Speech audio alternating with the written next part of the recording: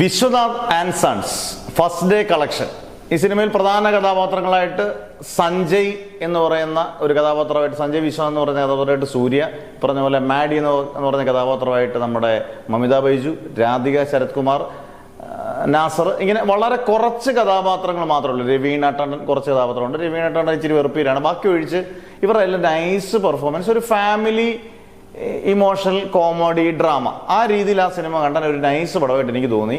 എന്തായാലും ഈ സിനിമ ഞെട്ടിക്കുന്ന കളക്ഷനാണ് നേടിയിരിക്കുന്നത്. കാരണം ഫസ്റ്റ് ഡേ കളക്ഷൻ തന്നെ ഇന്ത്യയെ മാത്രം 20 കോടി കളക്ട് ചെയ്തു. വേൾഡ് വൈഡ് ഏകദേശം അപ്രോക്സിമേറ്റ് 33 മുതൽ 35 കോടി വരെ കളക്ഷൻ നേടിയിട്ടുണ്ട് ഫസ്റ്റ് ഡേ.